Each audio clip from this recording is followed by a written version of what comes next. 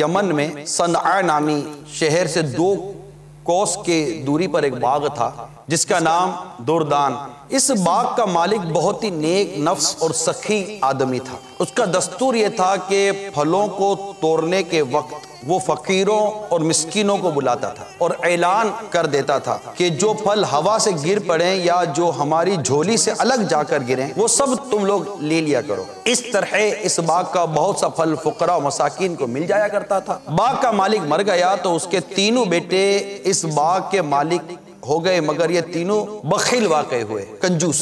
ان لوگوں نے آپس میں طے کر لیا کہ اگر فقیروں اور مسکینوں کو ہم لوگ بلائیں گے تو بہت سے پھل یہ لوگ لے جائیں گے اور ہم لوگوں کے اہل و عیال کی روزی میں تنگی ہو جائے گی۔ چنانچہ ان تینوں بھائیوں نے قسم کھا کر یہ طے کر لیا کہ سورج نکلنے سے قبل ہی چل کر ہم لوگ باغ کا پھل توڑ لیں تاکہ فقراء و مساکین کو خبر ہی نہ ہو۔ چنانچہ ان لوگوں نے بد نیتی کی نحوست کو ساتھ لیا اور اس نے یہ اثر بد دکھایا کہ ناگہاں رات ہی میں اللہ تعالیٰ نے باغ میں ایک آگ بھیج دی جس نے پورے باغ کو جلا کر خاک اور سیاہ کر ڈالا اور ان لوگوں کو اس کی خبر بھی نہ ہوئی۔ یہ لوگ اپنے منصوبے کے مطابق رات کے آخری حصے میں نہایت خاموشی کے ساتھ پھل توڑنے کے لیے روانہ ہوئے اور راستے میں چپ کے باتیں کرتے تھے تاکہ فقیروں مسکینوں کو خبر بھی نہ چلے۔ لیکن یہ لوگ جب باغ کے پاس پہنچے تو وہاں جلے ہوئے درختوں کو دیکھ کر حیران رہ گئے۔ چنانچہ ایک بول پڑا کہ ہم لوگ راستہ بھول کر کسی اور جگہ چلے آئے کیا؟ مگر ان بھائیوں میں ایک ایسا بھی تھا جو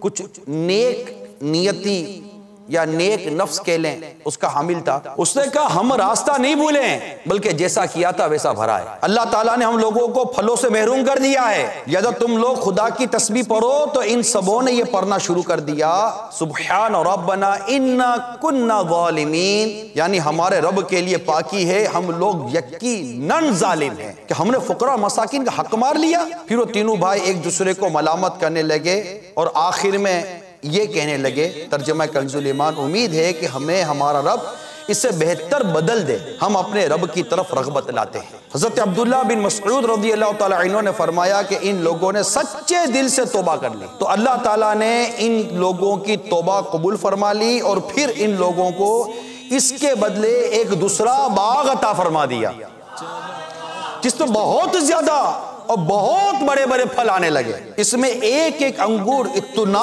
بڑا بڑا ہوتا تھا کہ اس کا ایک خوشہ ایک کھچر کا بوجھ ہو جایا کرتا تھا۔ میٹھے میٹھے اور پیارے پیارے اسلامی بھائیوں، جیسی کرنی ویسی بھرنی، یہ صرف منفی پہلو کے لیے نہیں ہوتا، یہ مثبت پہلو بھی اس میں لیا جاتا ہے۔ اچھا کرو گے اچھا پاؤ گے، برا کرو گے برا پاؤ گے، کر بھلا تو ہو بھلا، عزت کرو عزت پاؤ گے، لوگوں کو ذلیل کرتے رہو گے تو ذلت تمہارا مقدر بنے گی۔